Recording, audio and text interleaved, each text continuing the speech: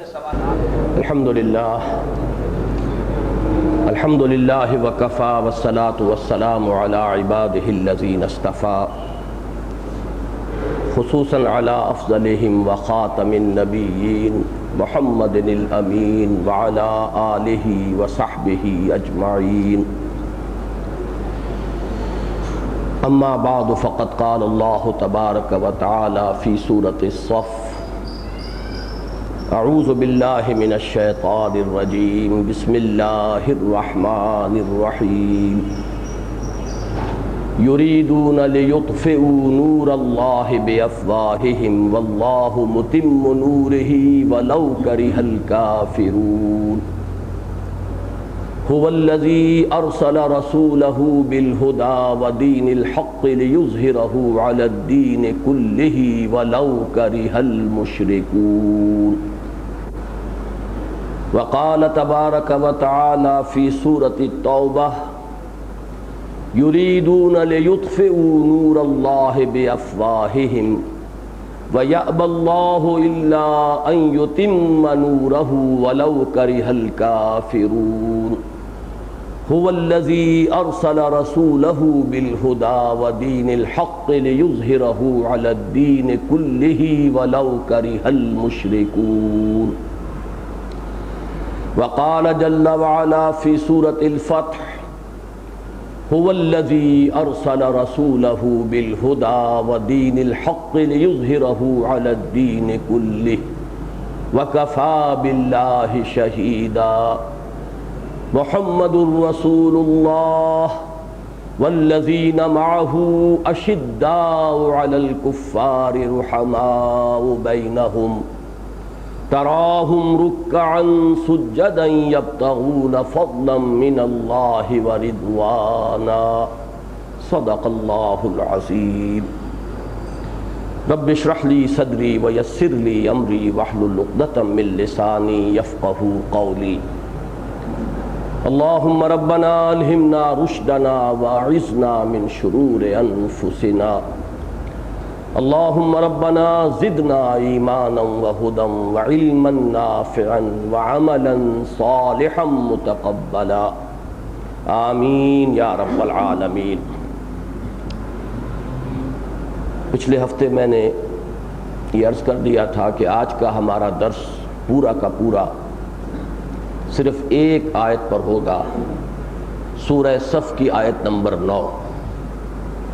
پچھلے درس میں ہم سورہ صف کی ابتدائی 8 آیات کا مطالعہ کر چکے ہیں۔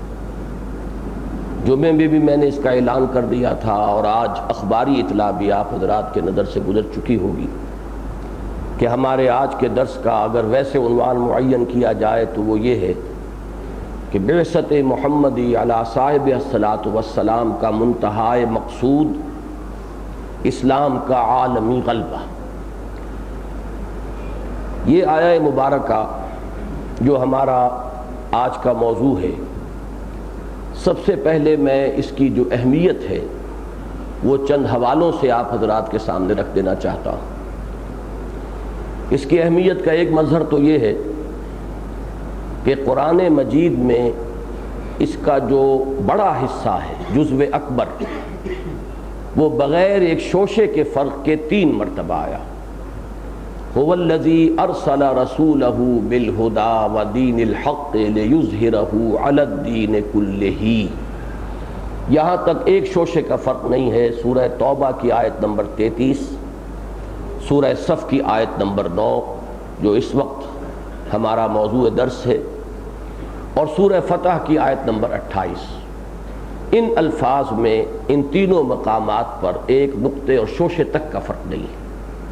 2 مقامات پر یعنی سورہ صف اور سورہ توبہ میں اختتام ہوتا ہے وَلَوْ كَرِهَ الْمُشْرِكُونَ، گویا کہ سورہ توبہ اور سورہ صف میں جو یہ آیت مبارکہ آئی ہے تو پوری آیت بعین ہی ہے، اس میں کہیں کوئی فرق نہیں۔ البتہ تیسرا مقام جو سورہ فتح کا ہے اس میں اس کا اختتام ہوا ہے وَكَفَى بِاللَّهِ شَهِيدًا۔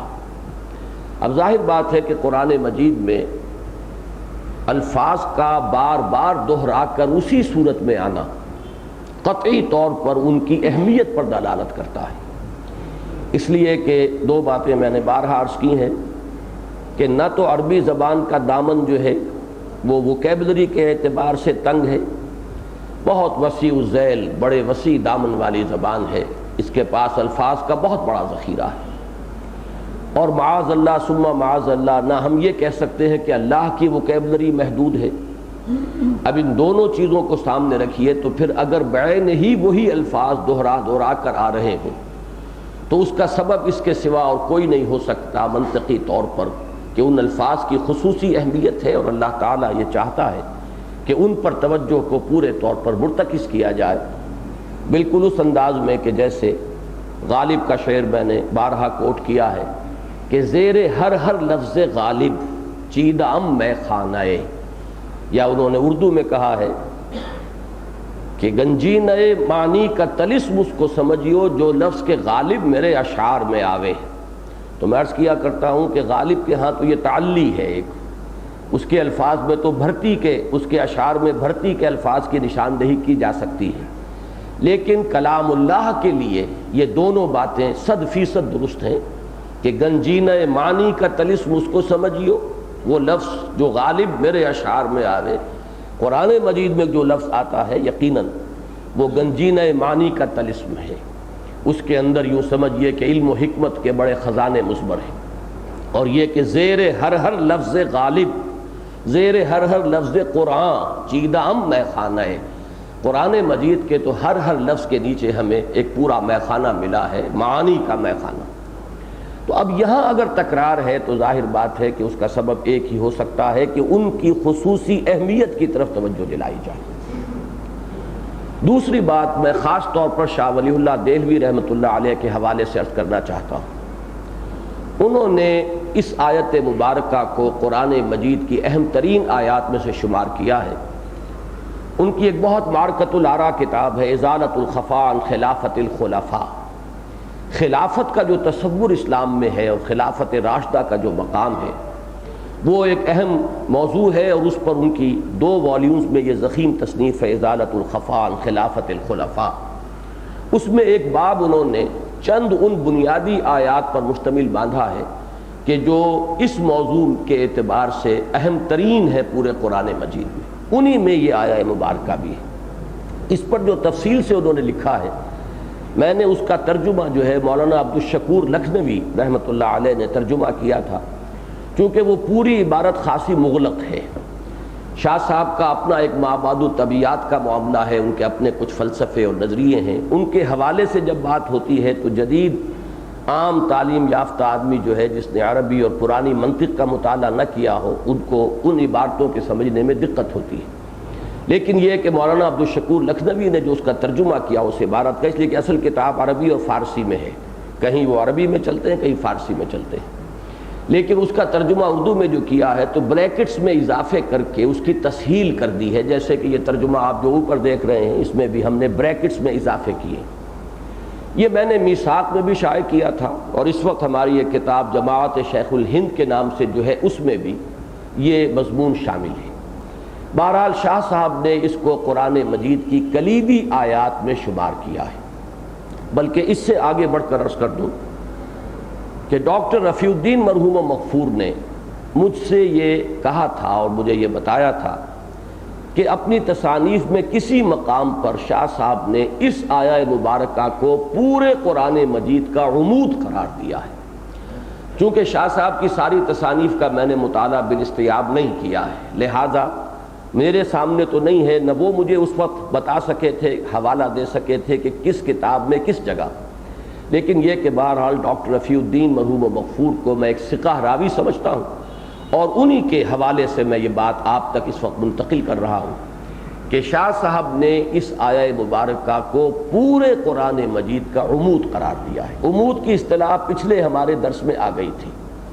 عمود جو ہے عماد، اور عمود ستون کو کہتے ہیں، عماد الدین الصلاۃ عماد الدین، عمود سیدھی کوئی شے، آپ جیومیٹری کے اندر عمود جو ہے پرپینڈیکولر اس کا لفظ استعمال ہوتا ہے، تو در حقیقت ہر سورہ مبارکہ کا ایک عمود ہوتا ہے، میں نے عرض کیا تھا مرکزی مضمون، جیسے ہار کی وہ ڈوری جس میں موتی پروئے گئے ہیں، ایسے ہی ہر سورہ مبارکہ کا ایک مرکزی مضمون ہوتا ہے اور تمام آیات جو ہیں اس کی اس مرکزی مضمون کے ساتھ مربوط ہوتی ہے، وہ اس سورت کا عمود ہے۔ پھر میں نے عرض کیا تھا کہ سورتیں جب جمع ہوتی ہیں، مکی اور مدنی صورتیں مل کر جب ایک گروپ کی شکل اختیار کرتی ہیں، تو ہر گروپ کا بھی ایک عمود ہے، ایک مرکزی مضمون ہے کہ جس کے ساتھ اس گروپ کی مکی اور مدنی صورتیں مربوط ہوں گی۔ اب یہاں اگر یہ روایت صحیح ہے اور شاہ صاحب کی طرف اس قول کی نسبت درست ہے، تو گویا کہ پورے قرآن مجید کا بھی ایک عمود قرار دیا ہے شاہ صاحب نے، اور وہ یہ الفاظ مبارکہ ہے، هو الذی ارسل رسولہ بالہدی ودین الحق لیظہرہ علی الدین کلہ۔ یہ دو باتیں تو شاہ صاحب کے حوالے سے۔ آپ کے علم میں ہوگا کہ مولانا عبید اللہ سندھی مرحوم اگرچہ آخری زندگی میں ان کے جو نظریات ہو گئے تھے ان کے بارے میں اختلاف رائے ہے اور اختلاف روایت بھی ہے۔ بعض حضرات نے ان کی طرف جو چیزیں منقول کی ہیں وہ تمام مسلمانوں کے لیے بتمام و کمال قابل قبول نہیں ہے، لیکن کچھ حضرات نے نفی بھی کی ہے کہ ان کی جانب ان خیالات کی نسبت درست نہیں ہے۔ بہرحال ان کی زندگی کا آخری دور کچھ مختلف فی ہے، کنٹروورشیل ہے، لیکن ان کی زندگی کا ابتدائی دور سب کے نزدیک بہت متفق علیہ ہے کہ حضرت شیخ الہند رحمۃ اللہ علیہ کے وہ بہت معتمد علیہ ساتھی تھے، اور انہی کے نمائندے بن کر وہ کابل گئے تھے کہ ایک طرف وہ جو ریشمی رومالوں کی تحریک تھی، آپ نے سنا ہوگا کہ اس کا ہندوستان کے اندر جو ہے آغاز کیا جائے ایک آزادی کی تحریک کا، اور کچھ ہمیں باہر سے مدد مل سکے، تو کابل سے افغانستان سے مدد لینے کے لیے حضرت شیخ الہند مولانا محمود حسن رحمۃ اللہ علیہ نے انہیں مبعوث کیا تھا۔ انہوں نے شاہ ولی اللہ دہلوی کے فلسفے کی شرح کی ہے، وہ شارح کی حیثیت سے مشہور ہے۔ انہوں نے اس آیہ مبارکہ کو ایک عالمی اسلامی انقلاب کا عنوان قرار دیا ہے۔ یہ نوٹ کر لیجئے، عالمی اسلامی انقلاب۔ میں اس کا خاص طور پر اس لیے حوالہ دے رہا ہوں کہ یہ نہ سمجھا جائے کہ یہ انقلاب کا لفظ ابھی استعمال ہم نے کرنا شروع کیا ہے۔ یہ انقلاب کا لفظ کم سے کم اس صدی کے آغاز سے ہمارے جو بھی اکابر ہیں انہوں نے اس کا استعمال شروع کیا۔ تو مولانا عبید اللہ سندھی رحمۃ اللہ علیہ نے ان الفاظ مبارکہ کو عالمی اسلامی انقلاب کا عنوان قرار دیا ہے۔ اب اس کے بعد ایک بات وہ ہے کہ جو میں جسارت کر رہا ہوں عرض کرنے کی، کہ یہ آیہ مبارکہ پورے قرآن مجید کے لیے بمنزلہ عمود ہے یا نہیں۔ اب یہ بات تو شاہ ولی اللہ دہلوی رحمۃ اللہ علیہ کے حوالے سے میں نے عرض کر دی، لیکن یہ کہ میرے نزدیک سیرت النبی علیہ صاحب الصلاۃ والسلام کے لیے یقیناً یہ کلید کی حیثیت رکھتی ہے۔ سیرت سمجھ میں نہیں آئے گی اگر یہ آیت سامنے نہ ہو۔ اس کو سمجھیں گے تو سیرت النبی صلی اللہ علیہ وسلم کا فہم حاصل ہوگا، ورنہ ہرگز حاصل نہیں ہوگا۔ سیرت کے واقعات ایک آدمی ازبر کر لے، یاد کر لے، سیرت کے تمام جو تفاصیل ہیں ان کے اوپر چاہے وہ ایک بڑی مفصل تصنیف بھی اس کی تالیف کر لے، یہ سب اپنی جگہ ہو، لیکن یہ ہے کہ سیرت کو نہیں سمجھ سکے گا جب تک کہ یہ آیہ مبارکہ سامنے نہ ہو۔ اس کی وجہ کیا ہے؟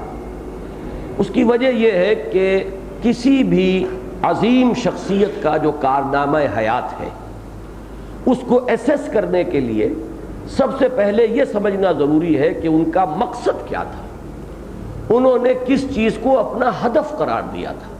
ظاہر بات ہے کہ اسی کے حوالے سے آپ ایسیس کر سکیں گے کہ وہ اچیو کر سکے یا نہیں کر سکے، اس مقصد تک وہ اس کا حصول ہوا یا نہیں ہوا، یا وصول ہوا یا نہیں ہوا، وہاں تک پہنچے یا نہیں پہنچے۔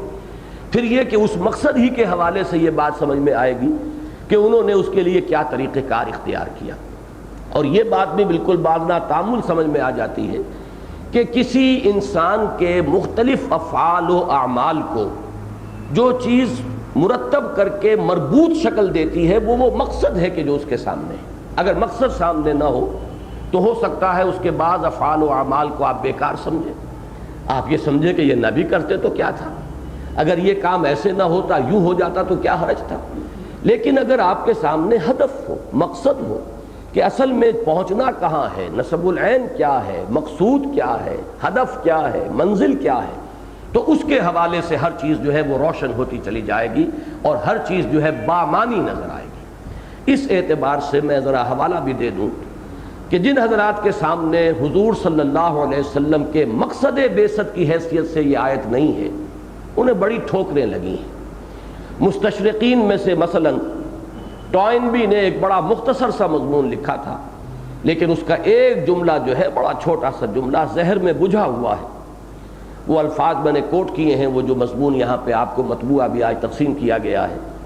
محمد failed as a prophet but succeeded as a statesman، کہ حضور صلی اللہ علیہ وسلم ایک نبی کی حیثیت سے تو ناکام ہو گئے، البتہ ایک سیاستدان اور مدبر اور حکمران کی حیثیت سے کامیاب ہو گئے۔ اسی چیز کو پھر منٹگومری واٹ نے موضوع بنایا ہے، 2 والیومز میں اس نے سیرت پر کتاب لکھی۔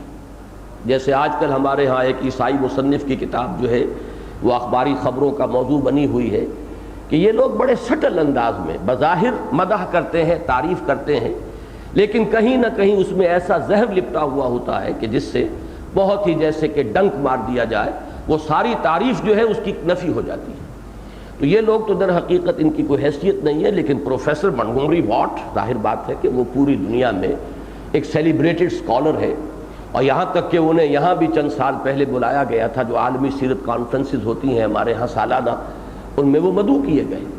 لیکن یہ کہ اس شخص نے بھی وہی زہر جو ہے ذرا اس کو ڈائلیوٹ کر کے اور بڑی وسعت کے ساتھ 2 والیومز میں سیرت جب لکھی تو عنوان یہ رکھے محمد at Mecca, Muhammad at Medina, گویا کہ اس کے بین السطور یہ بات واضح ہو جائے کہ یہ 2 محمد ہیں۔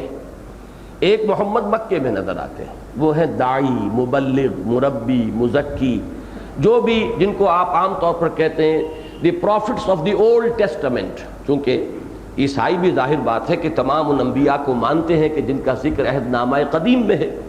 اب ان تمام نبیوں کی زندگی میں جو نقشہ نظر آتا ہے، دعوت، تبلیغ، تربیت، وعظ، نصیحت، اب یہ نقشہ نظر آتا ہے مکے کے اندر۔ محمد الرسول اللہ صلی اللہ علیہ وسلم اسی شان میں جلوہ گر ہیں۔ لیکن جو نقشہ مدینے میں نظر آتا ہے، آپ سپہ سالار بھی ہیں، آپ ایک جو بھی چھوٹی سی ریاست بنی تھی مدینے کی، سٹی سٹیٹ، شہری ریاست، اس کے آپ سربراہ ہیں، آپ ہی قاضی القضات ہیں، مقدمات آپ سماعت فرما رہے ہیں، فیصلے کر رہے ہیں، میدان بدر ہو، دامن احد ہو، سپہ سالار آپ ہیں۔ تو یہاں انہیں نظر آتا ہے کہ یہ نقشہ عام رسولوں والا نہیں ہے، نبیوں والا نہیں ہے۔ حضرت مسیح علیہ السلام کی سیرت میں یہ نقشہ کہیں انہیں نظر نہیں آتا، حضرت یحییٰ علیہ السلام کی سیرت میں یہ نقشہ نظر نہیں آتا، اور ان کے 2 عظیم ترین یوں سمجھیے کہ جو بزرگ ہیں یا ہیروز جو ان کے ہیں، وہ حضرت مسیح ہیں، جیزس آف نزارت، یا حضرت یحییٰ ہیں، جان دی بیپٹسٹ، اور انہی کے حوالے سے ان کے تصورات بنے ہیں۔ تو یہ تصور در حقیقت دیا گیا ہے کہ اگرچہ حضور صلی اللہ علیہ وسلم کے لیے جتنے بھی قابل تعریف الفاظ ہو سکتے ہیں، آپ کا سیاسی تدبر، آپ کی معاملہ فہمی، آپ کی موقع شناسی، آپ کی انتظامی صلاحیت، آپ کا انسانوں کو پہچاننا اور ان کی صلاحیتوں کو صحیح طور پر استعمال کرنا، جو ایک مدبر اور منتظم اور ایک سٹیٹسمین کی صلاحیتیں ہو سکتی ہیں، اس کے اعتبار سے تمام سپرلیٹوز جو ہے استعمال کر دیے ہیں منٹگومری واٹ نے۔ ہم یہ دھوکہ کھا جاتے ہیں، بڑی تعریف کر رہا ہے، کتنی تعریف کی ہے اس نے حضور کی صلی اللہ علیہ وسلم، حالانکہ اس میں جو زہر ہے وہ یہ ہے کہ اس نے علیحدہ علیحدہ کر کے دکھا دیے ہیں محمد at Mecca, Muhammad at Medina, ایک کنٹراسٹ ہے سائملٹینیس جو ان دونوں والیومز کے اندر نمایاں ہے۔ یہ چیز اصل میں سمجھ میں آ سکتی ہے، اور یہ تضادات کچھ اور بھی ہیں۔ مثال کے طور پر ایک تضاد تو مکی اور مدنی دور میں نظر آتا ہے، ظاہری تضاد، ظاہری کا لفظ یہاں ایڈ کر لیجئے، وہ تو یہ ہے کہ مکی دور میں حکم یہ ہے کہ چاہے تمہارے ٹکڑے کر دیے جائیں، ہاتھ نہ اٹھاؤ، کوئی جوابی کارروائی نہیں۔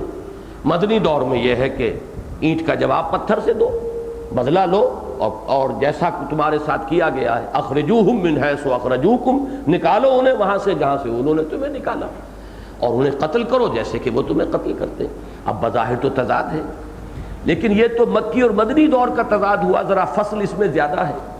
اس کے علاوہ ایک طرح جو تضاد نظر آتا ہے، ظاہری تضاد، وہ یہ ہے کہ سن 6 میں صلح حدیبیہ کے وقت حضور بظاہر بہت ہی گر کر صلح کر رہے ہیں، ایسے معلوم ہوتا ہے جیسے قریش جو ہیں وہ چھائے ہوئے ہیں اور وہ ڈکٹیٹ کر رہے ہیں ٹرمز جو چاہتے ہیں، ویری ان ایکول ٹرمز ہیں کہ جن پر مصالحت ہو رہی ہے۔ یہی وجہ ہے کہ صحابہ کرام تمام کے تمام سخت مضطرب ہیں، سوائے حضرت ابو بکر رضی اللہ تعالیٰ عنہ کی شان تو یہ نظر آتی ہے کہ وہ اضطراب نہیں ہے، لیکن یہ کہ باقی سب مضطرب ہیں کہ یہ کیا ہو رہا ہے، کیوں ہو رہا ہے۔ لیکن 2 سال بعد جب قریش کی طرف سے وہ صلح ٹوٹ گئی تو پھر اب قریش کا سردار چل کر مدینے آیا ہے تجدید صلح کے لیے۔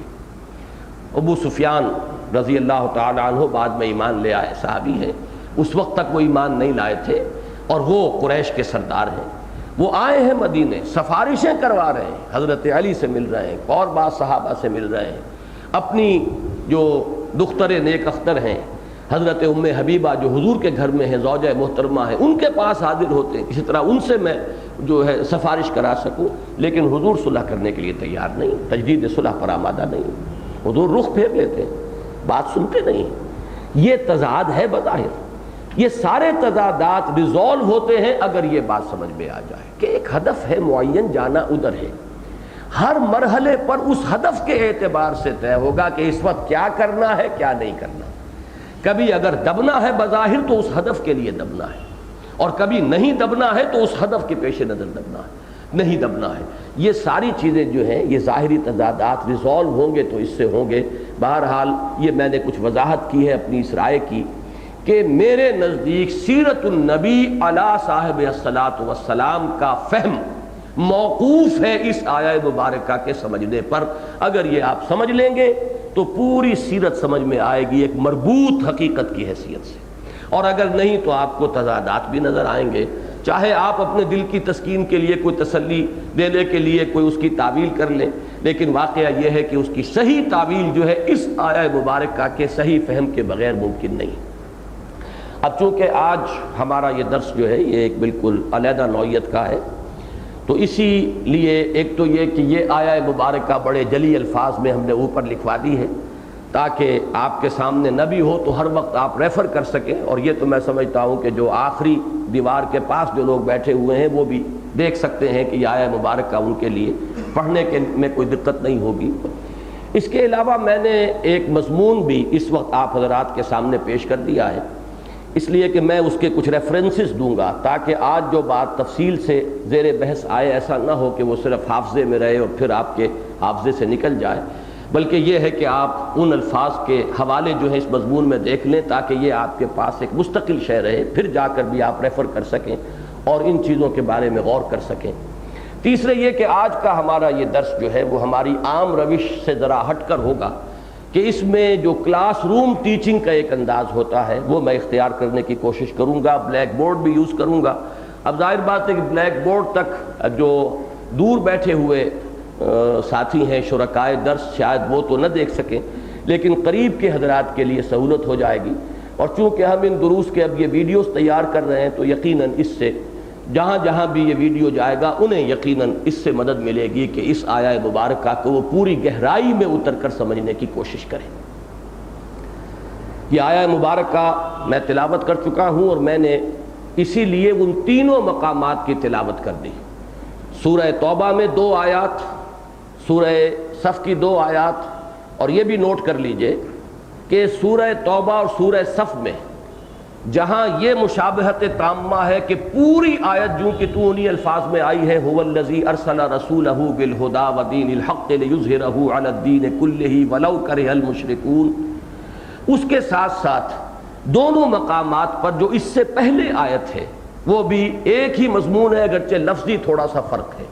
وہ آیت جو ہم پڑھ چکے ہیں پچھلی مرتبہ، یریدون لیطفئوا نور اللہ بافواہہم واللہ متم نورہ ولو کرہ الکافرون۔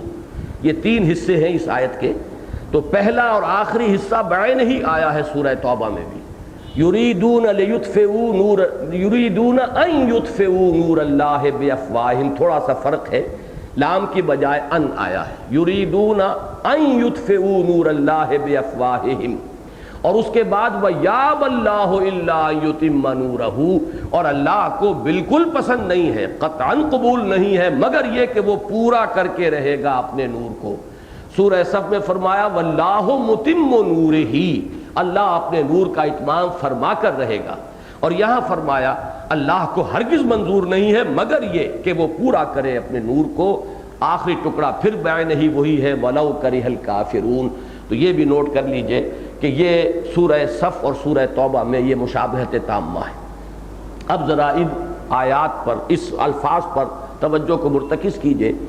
اور سب سے پہلے چونکہ ہم یہ اس وقت درس جو پڑھ رہے ہیں یہ سورہ مبارکہ، تو وہ مسلسل درس کی شکل میں ہے، اور اس میں جیسا کہ میں نے پچھلی مرتبہ عرض کیا تھا کہ یہ گروپ شروع ہوا ہے مدنی سورتوں کا سورہ حدید سے. جو 8 آیتیں ہم پڑھ چکے ہیں ان کا بھی میں نے حوالہ دیا تھا سورہ حدید کی آیات کے ساتھ، کہ یہاں جو ہم نے پڑھا یا ایھا الذین آمنوا لم تقولون ما لا تفعلون، وہ بات وہاں آ چکی ہے. وما لکم لا تؤمنون باللہ وما لکم الا تنفقوا فی سبیل اللہ، مضمون وہی ہے.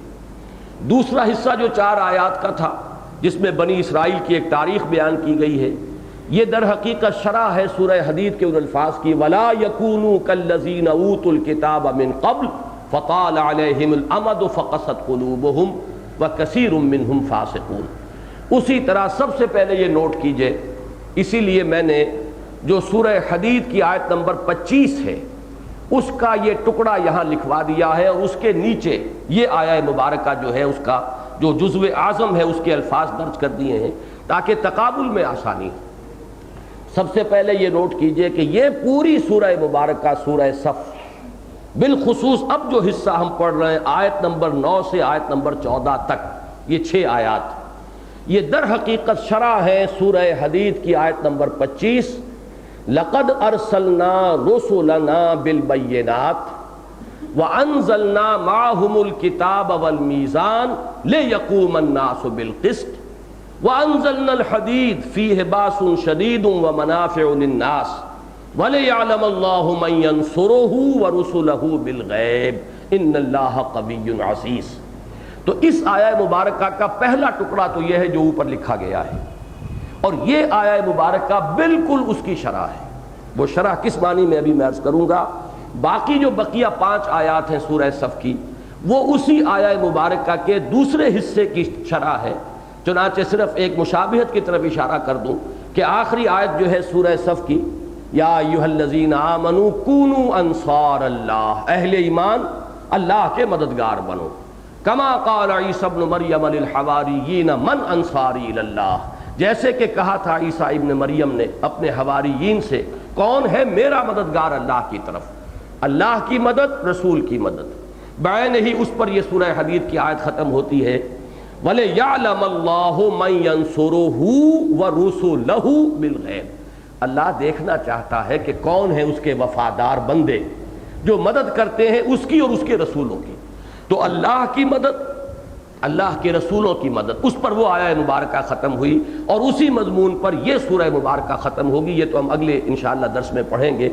اس وقت تقابل کر لیجئے ان الفاظ کا. دیکھیے لقد ارسلنا، ہم نے بھیجا، اس کے نیچے هو الذی ارسلا، وہی ہے جس نے بھیجا. ارسلنا اور ارسلا اللہ تعالیٰ نے سورہ حدید میں اپنے لیے جمع کا صیغہ استعمال کیا ہے، یہاں واحد کا ہے. رسولنا جمع ہے، ہم نے بھیجا اپنے رسولوں کو علیہم الصلاۃ والسلام. یہاں واحد ہے هو الذی ارسل رسولہ، وہی ہے جس نے بھیجا اپنے رسول کو صلی اللہ علیہ وسلم. اسی لیے رسولنا اس کے نیچے رسولہ کا لفظ میں نے درج کرایا. یہ بے کے ساتھ جو ہے با کو اس قدر طویل اس لیے کیا ہے کہ وہاں بے سے شروع ہوا بالبینات وانزلنا معہم الکتاب والمیزان. وہاں 3 چیزوں کا ذکر ہے. ہم نے اپنے رسولوں کو بھیجا بینات کے ساتھ، اور ان کے ساتھ نازل فرمائی کتاب اور میزان. گویا کہ جب اس کو جمع کے صیغے میں بیان کیا ایک یونیورسل ٹروتھ کی حیثیت سے تمام رسولوں کے لیے، تو 3 چیزیں شمار کی، بینات، اور بینات کے معنی نشانیاں، اور یہاں پہ مراد ہے معجزے. رسولوں کو معجزے دیے گئے جو ان کے رسول ہونے کو اظہر من الشمس کر دیں، مبرہن کر دیں کہ یہ اللہ کے رسول ہیں. اور پھر 2 چیزیں اور دی گئیں، الکتاب اور المیزان. یہاں ہم دیکھتے ہیں جب تقابل کرتے ہیں کہ 2 چیزیں رہ گئیں، بالہدا و دین الحق. اس کا سبب کیا ہے؟ بہت اہم نقطہ اسے نوٹ کیجئے کہ اس لیے کہ حضور صلی اللہ علیہ وسلم کا سب سے بڑا معجزہ بھی قرآن ہی ہے، لہذا یہاں الہدا میں بینات بھی شامل ہے۔ اس لیے کہ حضور کے جو معجزے ہیں، اگرچہ بہت سے معجزات ہیں، خرق عادت واقعات بے شمار ہیں، لیکن اصل معجزہ جو ہے، اور معجزہ اصل میں کہتے کسے ہیں؟ اعجزا یعجز اعجازا، عاجز کر دینا۔ معجزہ کے معنی ہے وہ شے جو عاجز کر دے، جس کے لیے چیلنج کیا گیا ہو کہ آؤ مقابلہ کر لو۔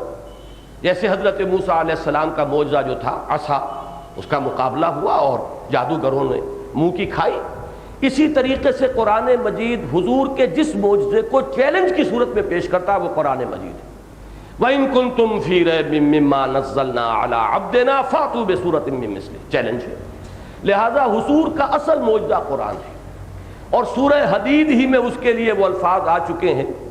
آیت نمبر 8 میں هو الذی، آیت نمبر 9 هو الذی ينزل على عبده آیات بینات لیخرجکم من الظلمات الى النور۔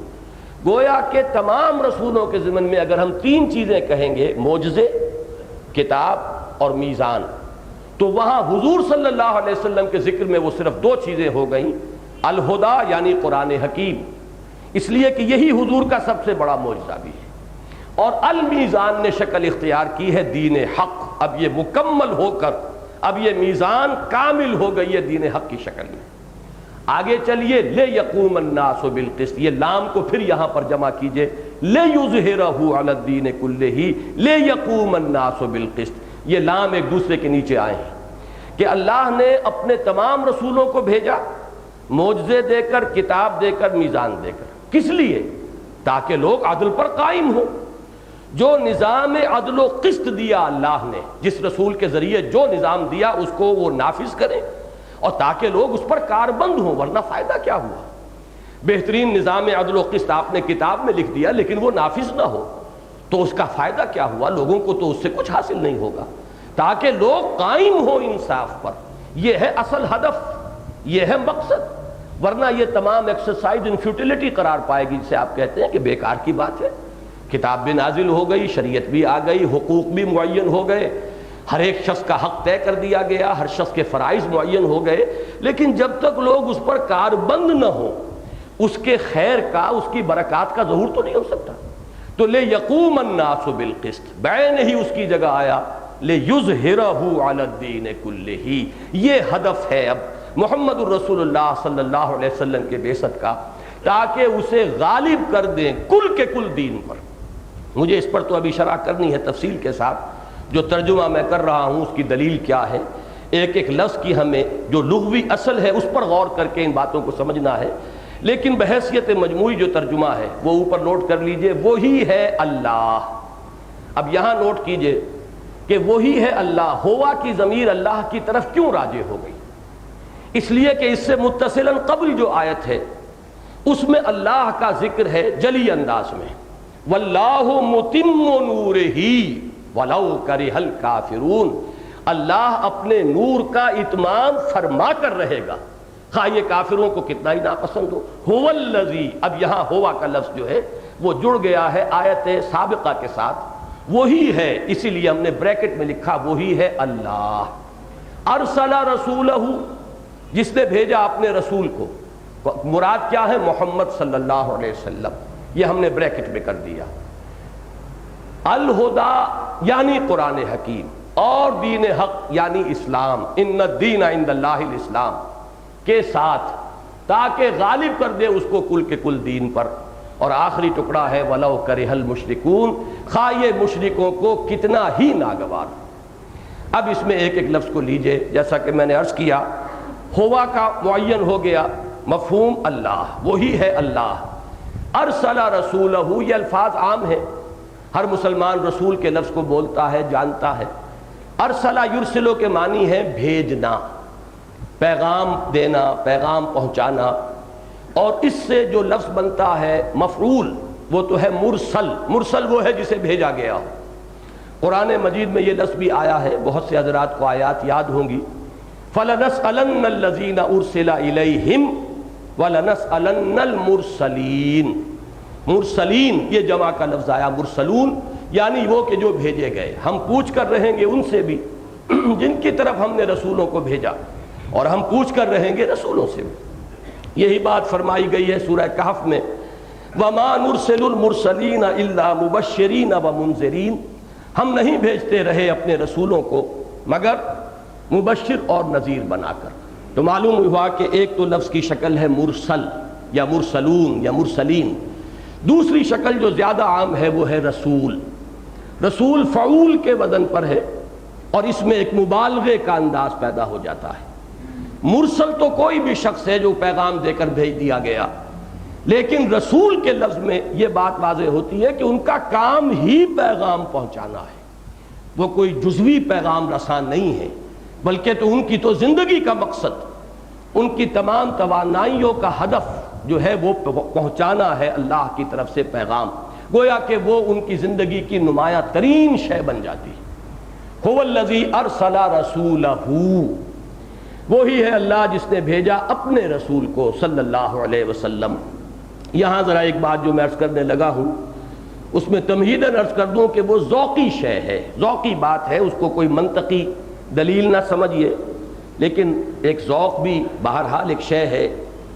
جس طریقے سے علامہ اقبال کا وہ شعر ہے، عبد دیگر عبدہو چیزیں دیگر، ما سراپا انتظار و منتظر، عبد اور ہے عبدہو اور ہے، ہم بھی عبد ہیں، اللہ کے بندے ہیں، لیکن عبدہو محمد الرسول اللہ صلی اللہ علیہ وسلم وہ کسی اور معنی میں عبد تھے، چیزیں دیگر، ان کا رتبہ، ان کا مقام، ما سراپا انتظار، ہم تو ہر وقت انتظار میں رہتے ہیں کہ کبھی اللہ تعالیٰ کی طرف سے کوئی تجلی ہمیں بھی نصیب ہو جائے۔ بڑا پیارا جملہ ہے ابن سینا کا، بڑا پیارا جملہ ہے کہ اگر تم یہ چاہتے ہو کہ تمہیں بھی اللہ تعالیٰ کی تجلیات میں سے کبھی کوئی حصہ مل جائے، فجاہد فی خلواتک، تو اپنی خلوتوں میں مجاہدہ کرنا پڑے گا، ریاضت کرنا ہوگا، اپنے دل کو صاف کرنا ہوگا کہ آئینہ قلب جو ہے اس میں انعکاس ہو سکے تجلیات ربانی کا۔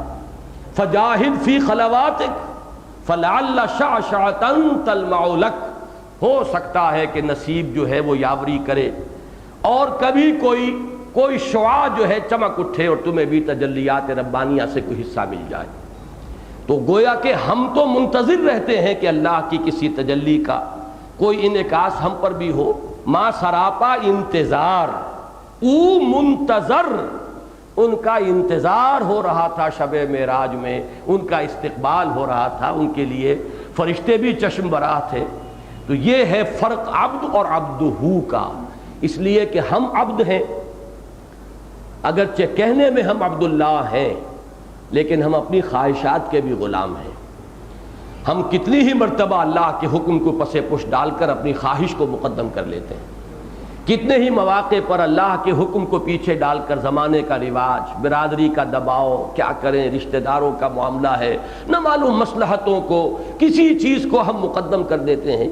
تو ہماری عبدیت جو ہے بے داغ نہیں ہے، ہماری عبدیت بے میل نہیں ہے کہ اس میں کوئی ملاوٹ نہ ہو۔ ایک وہ عبدیت کاملہ ہے جو بے داغ ہے، جس میں کہیں کوئی ملاوٹ نہیں ہے، وہ صبغت اللہ جو ہمہ تن ہمہ وجوہ پوری شخصیت میں سراج کر گیا ہے، وہ ہے عبدہو، گویا کہ عبد کامل ہے محمد الرسول اللہ صلی اللہ علیہ وسلم۔ تو عبد دیگر عبدہو چیزیں دیگر، ما سراپا انتظار و منتظر۔ اسی طور سے مجھے محسوس ہوتا ہے کہ ان آیات مبارکہ میں یہ جو لفظ آیا ہے هو الذی ارسل رسولہ، یہ بالکل وہی انداز ہے، وہی رخ ہے۔ اور میں نے جب اس کی تحقیق کی، اگرچہ رسولنا، اب اللہ تعالیٰ نے اپنی طرف جمع کے صیغے میں رسولوں کو منسوب کیا ہے، نسبت دی ہے اپنی ذات کی طرف، ہمارے رسول، لیکن عجیب بات ہے، یہ بھی میں اس کو ایک حسن اتفاق کہوں گا، اگرچہ قرآن مجید کے بارے میں یہ لفظ اتفاق درست نہیں ہے، جو شے ہے وہ الحق ہے اور وہ آئی ہے تو قطعی ہے اور یقینی ہے۔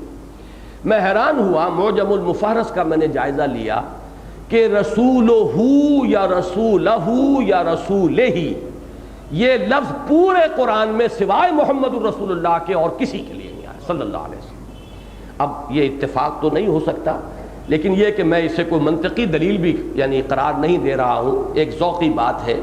لیکن ایک لفظ میں یہاں پہ اضافہ کرنا چاہتا ہوں کہ رسولہ، جیسے عبدہ، عبد دیگر، عبدہ چیزیں دیگر، اس میں لفظ کا اضافہ کیا، عبد کامل ہے محمد الرسول اللہ صلی اللہ علیہ وسلم، اسی طریقے سے رسول کامل ہے محمد الرسول اللہ صلی اللہ علیہ وسلم۔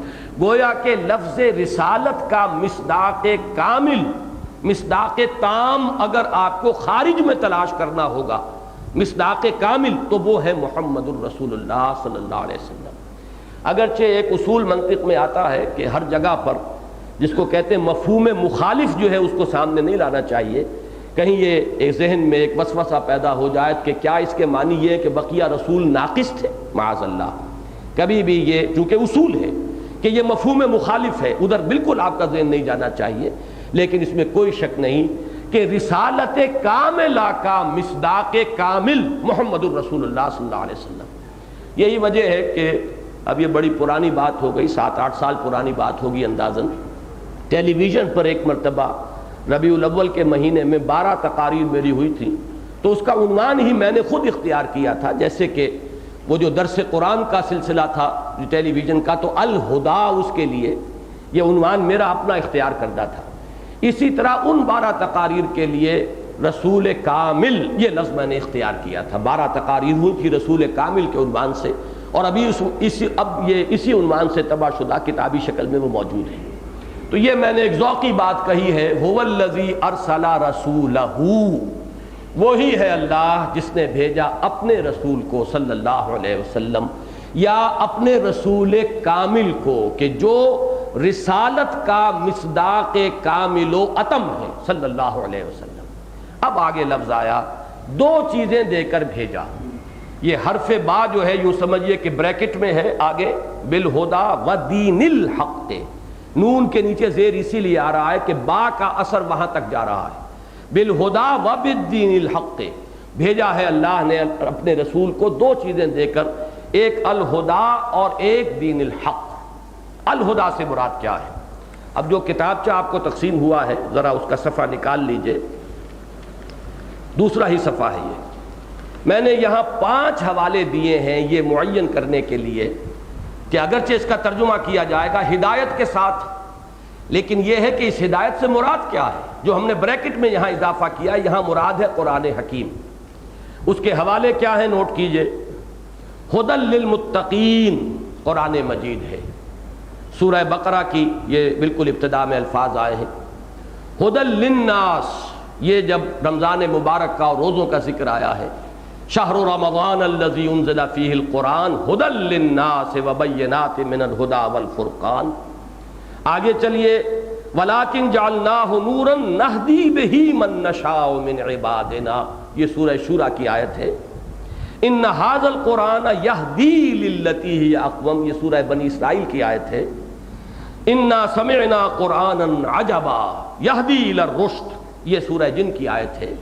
تو ہدایت بشکل فعل جب آ رہا ہے قرآن مجید کی طرف، اور ہدی للناس ہدی للمتقین یہ ہے قرآن حکیم، اس میں تو کسی اشتباہ کی گنجائش نہیں۔ اب یہاں پر یہ ہدن پر الف لام لگ گیا ہے، یہ ہے اصل میں بات جو سمجھنے کی ہے کہ اس سے فرق کیا واقع ہوتا ہے۔ عربی زبان کا یہ قاعدہ جو ہے اکثر حضرات کے علم میں ہوگا کہ یہ ہے نکرہ،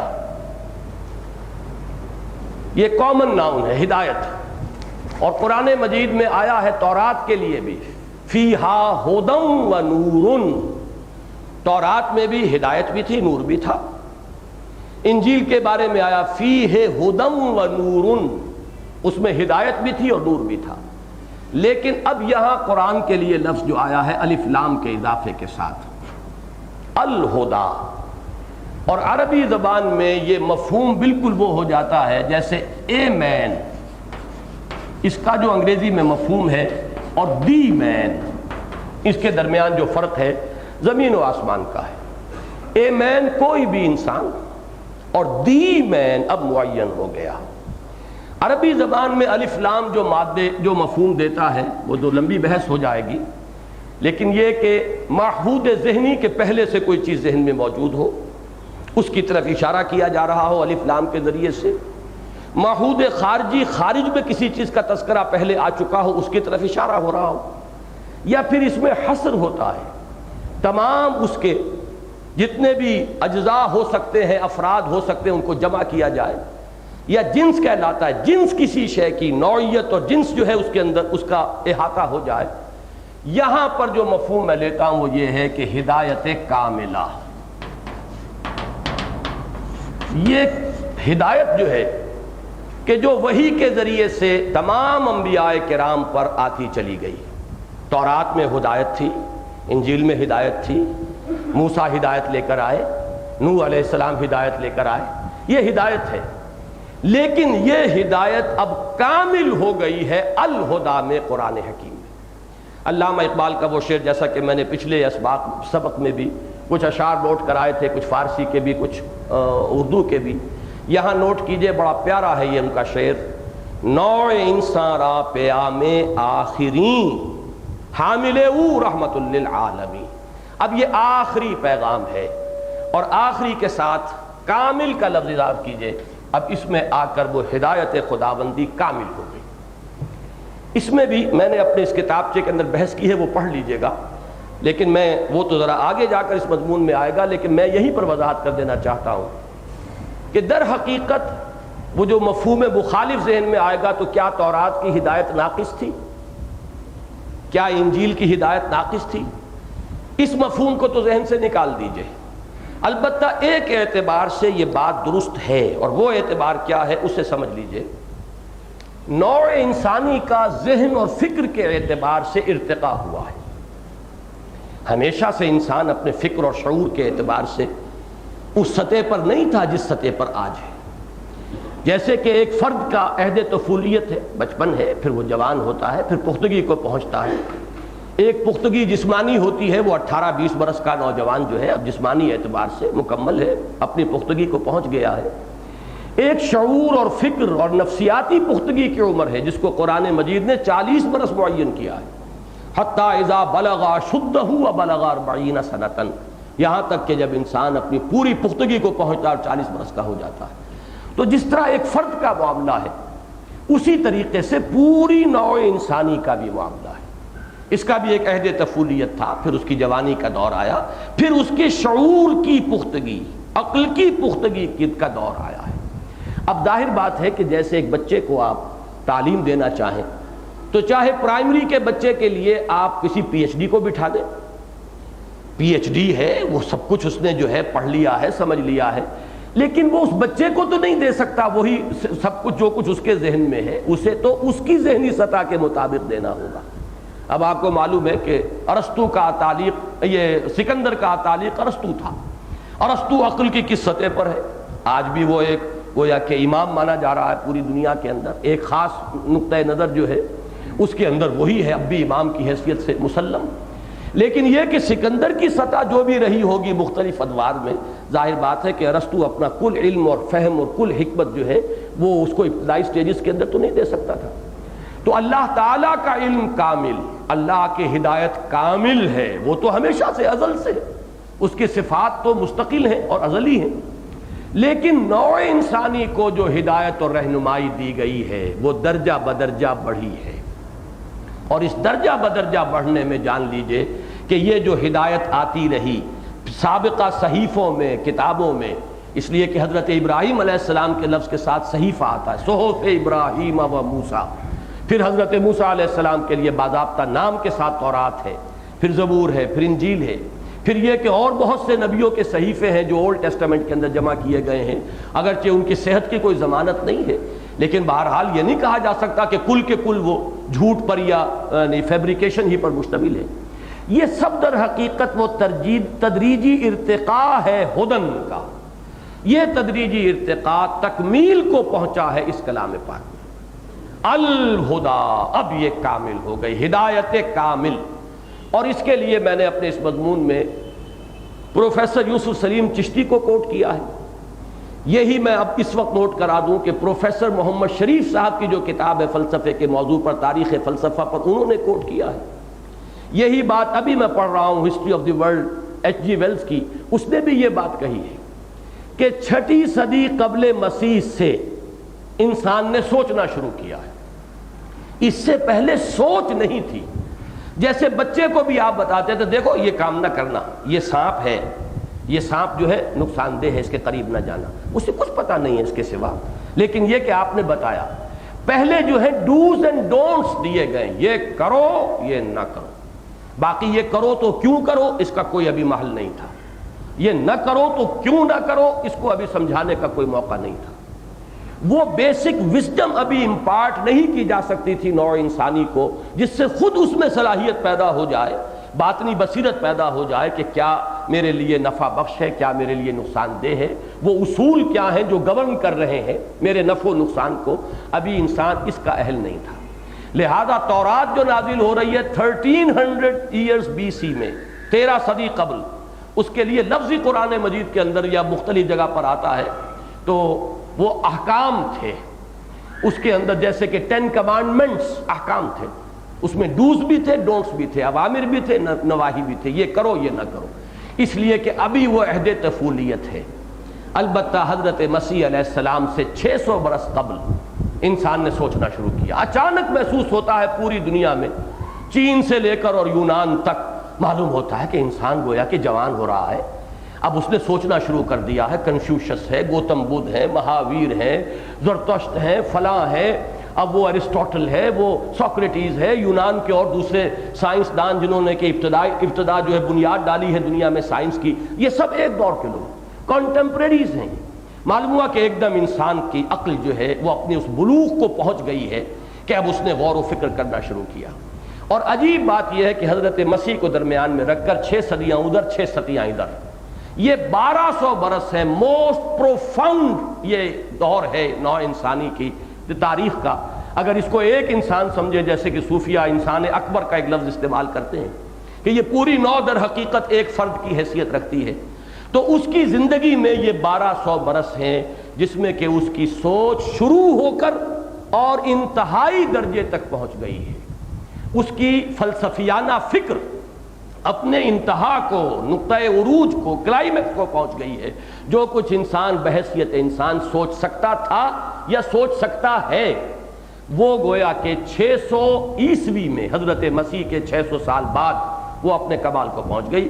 چشتی صاحب تو دعوے کے ساتھ کہا کرتے تھے, چونکہ ان کی ساری عمر گزری تھی, وہ جورو نہ جاتا اللہ میاں سے ناتا, شادی انہوں نے کی نہیں, ساری عمر کتابیں پڑھنا اور فلسفہ اور منطق اور تاریخ اور ادیان عالم, مذاہب عالم, پھر ان کا تقابلی مطالعہ, یہی ان کا موضوع تھا.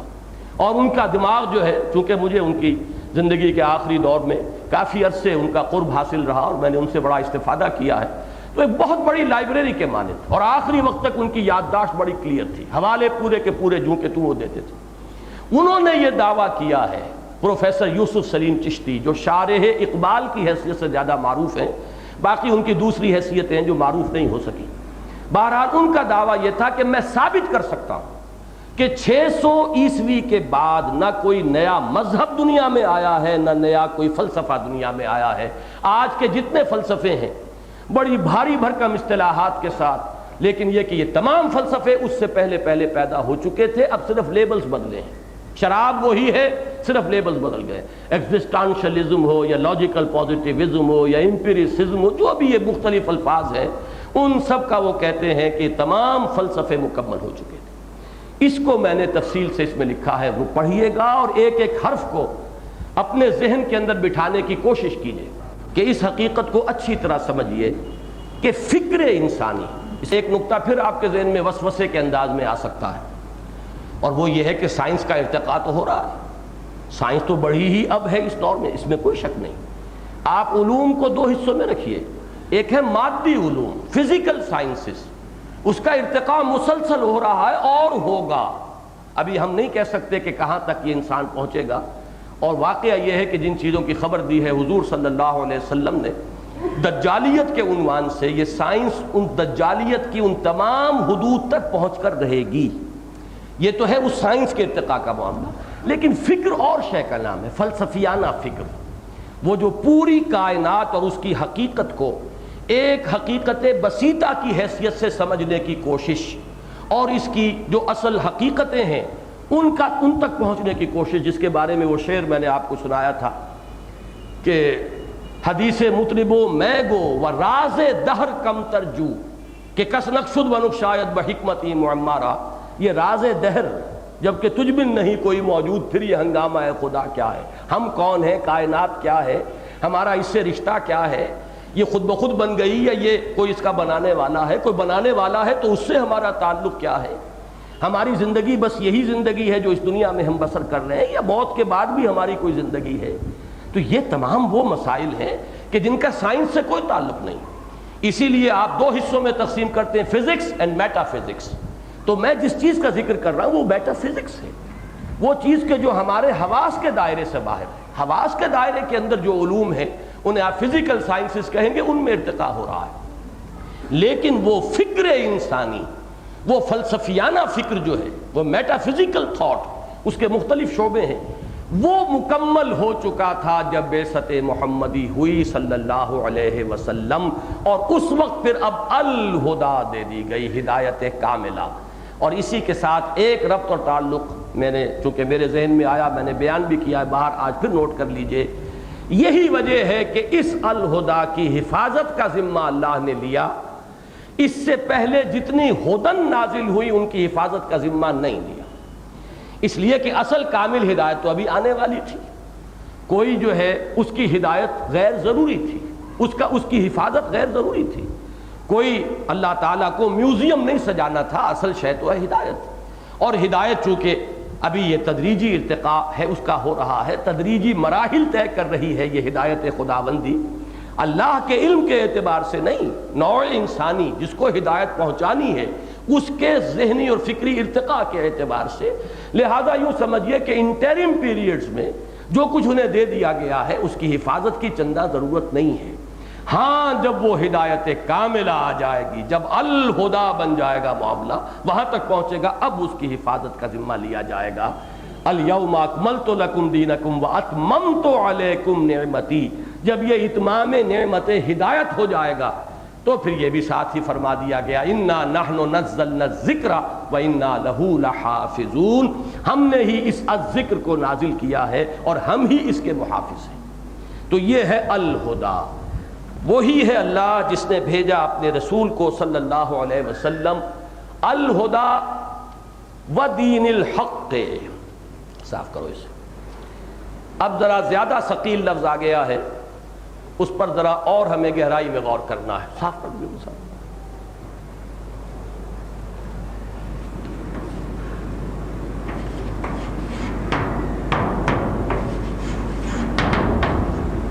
اس کو ایک تو یہ سمجھیے، جنہیں بھی عربی گرامر سے کچھ بھی مناسبت ہے، کہ یہ اپنی اس شکل میں مرکب اضافی ہے۔ حق کا دین، لفظی ترجمہ یہ ہوگا، اگرچہ جب بھی کہیں آپ ترجمہ دیکھیں گے تو اس کو مرکب توصیفی کی شکل میں ترجمہ کیا جاتا ہے، سچا دین۔ مرکب توصیفی عربی زبان میں معلوم ہے آپ کو کہ وہ صفت موصوف بالکل ہم وزن ہوتے ہیں، اگر وہ معرفہ ہے تو وہ بھی معرفہ ہوگا، وہ نکرہ ہے تو وہ بھی نکرہ ہوگا، لیکن یہ کہ یہ مرکب اضافی کی صورت ہے، یہ حق کا دین۔ لیکن ہوتا ہے عربی زبان میں کبھی کبھی مرکب اضافی کی شکل میں مرکب توصیفی لایا جاتا ہے، لیکن دونوں میں کوئی فرق واقع نہیں ہوگا۔ مجھے جو بات اصل میں عرض کرنی ہے وہ یہ ہے کہ نتیجے کے اعتبار سے کوئی فرق نہیں۔ حق کا دین، تو ذات حق کون ہے؟ میں نے دو حوالے دیے ہیں اپنے اس مضمون میں، نوٹ کر لیجئے گا۔ ذالک بأن اللہ هو الحق، یہ اس لیے کہ اللہ ہی ہے الحق، حق کامل۔ وہ ایک دعا جو رمضان مبارک میں جو حضرات یہاں تشریف لاتے رہے ہیں اور میرے ساتھ اگر وہ دعائے قنوت میں شامل رہے ہیں، تو ایک دعا حضور صلی اللہ علیہ وسلم کی جو تہجد کی دعاؤں میں بہت مشہور دعا ہے، اس میں الفاظ آتے ہیں انت الحق ووعدک الحق وقولک حق ولقاؤک حق۔ الحق اللہ ہے، اور جو شے اس کے ساتھ نسبت کرے گی وہ الحق ہو جائے گی۔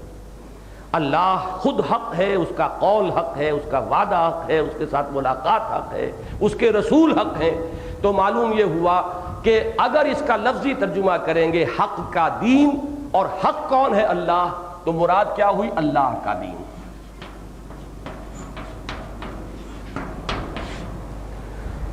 اور اگر اسے لیں دین الحق کہ یہ مرکب توصیفی ہے، جیسا کہ میں نے عرض کیا کہ ہے، اور یہی ترجمہ کیا جاتا ہے سچا دین۔ سچا دین اللہ تعالیٰ کا دین، نتیجے کے اعتبار سے کوئی فرق واقع نہیں۔ لیکن اب جس پر ہمیں غور کرنا ہے وہ لفظ دین ہے۔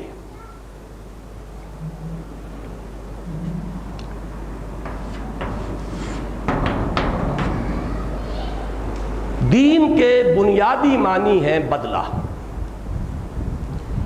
میں نے الفاظ اس میں لکھے ہیں، آپ پڑھیں گے کہ دین کے اساسی معنی وہی ہیں جو اساس القرآن یعنی سورہ فاتحہ میں جس معنی میں یہ لفظ آیا ہے۔ اساس القرآن سورہ فاتحہ ہے، اس کی تیسری آیت ہے مالک یوم الدین، جزا و سزا کے دن کا مالک۔ اور جزا اور سزا دونوں کے لیے ایک لفظ آ جائے گا بدلہ، بدلے کے دن کا مالک۔ دین کے معنی بدلہ۔ میں نے بہت سے حوالے دیے ہیں، میں چاہتا ہوں کہ آپ اس کتابچے کو جا کر پڑھیں اور ان تمام چیزوں کو ذہن نشین کریں۔ اگر دین کا کوئی کام کرنا ہے اور اس نہج پر کرنا ہے جس پر محمد الرسول اللہ صلی اللہ علیہ وسلم نے کیا ہے، تو اس آیہ مبارکہ کو سمجھنا اور اس درجے سمجھنا کہ آگے سمجھا سکیں، یہ بہت لازم ہے، ورنہ وہی اشتباہات رہیں گے۔ ہدف کے بارے میں ہی اگر انسان جو ہے معین نہ رہے، اپنے ذہن میں واضح نہ رہے اور اس کا دل ٹھکا ہوا نہ ہو، تو پھر تو عملی اعتبار سے تو وہ نقشہ پیدا ہو کر رہے گا جو علامہ اقبال نے کہا ہے کہ آہ وہ تیر نیم کش جس کا نہ ہو کوئی ہدف۔ ہدف معین ہے تو پھر تیر سیدھا جائے گا، ہدف ہی کوئی نہیں تو کوئی ادھر جا رہا ہے کوئی ادھر جا رہا ہے، تو ہدف کا تعین کرنے والی آیہ مبارکہ ہے۔ اب دین کے معنی بدلہ، اسی میں ایک لفظ کا میں نے اضافہ کیا ہے۔ عربی زبان کے دو میں نے مصرے دیے ہیں، دنّاہم کما دانو، ہم نے ان کے ساتھ وہی کچھ کیا جیسا کہ انہوں نے ہمارے ساتھ کیا تھا، بدلہ۔ امرؤ القیس کا مصرع ہے۔ ایک کہاوت ہے عربی زبان کی، کما تدینو تدانو، جیسے تم کرو گے، جیسے ہم اردو میں کہتے ہیں جیسے کرو گے ویسے بھرو گے۔ یہ صفحہ 4 پر یہ تمام حاشیوں کے اندر موجود ہیں حوالے۔ دنّاہم کما دانو کما تدینو تدانو، جیسا کرو گے ویسا بھرو گے۔ اور اسی میں اضافہ کیجئے ایک لفظ کا، دین۔ دین عربی زبان میں کہتے ہیں قرض کو۔ حروف اصلیہ وہی ہیں، دین میں جو حروف ہیں وہی اس میں ہے، فرق صرف زبر زیر کا ہے۔ دین کسے کہتے ہیں؟ جو واپس آئے، آئے یا نہ آئے توقع ہوتی ہے کہ واپس آئے گا، کوئی کھا کے مر جائے تو بات دوسری ہے، لیکن دین اور ہبہ یا ہدیہ، گفٹ کرنا، ہدیہ کرنا، ہبہ کرنا، یہ ہے کہ آپ نے دے دیا، آپ کو اس کا کوئی بدل نہیں چاہیے، اس کی واپسی کی آپ کو کوئی توقع نہیں، وہ اس کو آپ تحفہ کہیں گے، ہدیہ کہیں گے، ہبہ کہیں گے، وہ تو ہے، یا خیرات کہیں گے، صدقہ کہیں گے، یہ وہ شے ہے جو یک طرفہ ہے جس کو واپس نہیں لوٹنا۔ اور دین وہ شے ہے جو واپس آئے، جیسے کہ بدلہ جو ہے کسی عمل کا وہ واپس آتا ہے، وہ ریباؤنڈ ہے اس کا، جو آپ نے کیا اس کا ایک بدلہ ہے جو آپ کو آ رہا ہے۔ یہ یوں سمجھیے کہ آواز جیسے کہ واپس آتی ہے، اس کی جو آواز کی ریباؤنڈ ہوتا ہے، اسی طریقے سے تو دین اور دین حروف اصلیہ کے اعتبار سے بات ایک ہی ہے۔ اب اس سے آگے تفصیلی بحث تو پڑھیے گا بعد میں، اس سے آگے اب چونکہ یہ تو لفظ تھا عربی زبان کا جس کو کہ قرآن مجید نے اختیار کیا، اس کو اب اصطلاح کی شکل دی ہے۔ اصطلاح میں اس کے اب 2 درجے اور معین کیجئے جو لفظ بدلہ کے اندر موجود ہیں، امپلائڈ ہے۔ نمبر 1، بدلہ کوئی دینے والی ہستی ہوتی ہے اور اس کی اطاعت پر اچھا بدلہ ملتا ہے اور اس کی نافرمانی پر سزا ملتی ہے، جزا و سزا۔ اس میں یہ 2 کانسیپٹ شامل ہو گئے، لہذا دین کے معنی میں اولاً اطاعت کا مفہوم شامل ہوا، اور دوسرے قانون، وہ قاعدہ اور ضابطہ جس کے تحت جزا و سزا ہوگی۔ اب یہ لفظ کثرت کے ساتھ قرآن میں آیا ہے، خاص طور پر مخلصین لہ الدین، میں نے پوری وضاحت کر دی ہے اس میں، قرآن مجید میں کتنی مرتبہ یہ آیا ہے، 2 مرتبہ مخلص لہ الدین، ایک مرتبہ مخلصا لہو دینی، 6 مرتبہ مخلصین لہو الدین کے لفظ اطاعت اور بندگی اور فرما برداری کو اللہ تعالیٰ ہی کے لیے خاص کرنے کے معنی میں آئے۔ وما امروا الا ليعبدوا الله مخلصین لہ الدین حنفاء، اور انہیں حکم نہیں ہوا تھا مگر اس کا کہ وہ صرف اللہ کی بندگی کریں، اسی کے لیے اپنی اطاعت کو خالص کرتے ہوئے۔ تو اب جزا و سزا یا بدلہ سے آگے بڑھ کر اطاعت اور کوئی قانون اور ضابطہ جس کے تحت کہ وہ جزا و سزا ہو رہی ہو، یہ 2 اضافی تصور شامل ہوئے، اور ان سب کو جمع کیجئے تو اب نوٹ کیجئے دین قرآن مجید کی اصطلاح میں کس شے کا نام ہے؟ کسی ہستی کو مطاع مطلق مان کر، ایک ایک لفظ کو سمجھیے اچھی طرح، کسی ہستی کو مطاع مطلق مان کر اس کی اطاعت کے اصول پر پورے نظام زندگی کو استوار کیا جائے تو وہ نظام زندگی اس ہستی کا دین قرار پائے گا۔ کسی ہستی کو مطاع مطلق مان کر اس کی اطاعت کے اصول پر جب زندگی کا پورا نقشہ بنایا جائے گا تو اس کا مجموعی نام اس ہستی کا دین ہوگا۔ اب اس کو یوں سمجھیے، سورہ یوسف میں آیا ہے ایک لفظ دین الملک۔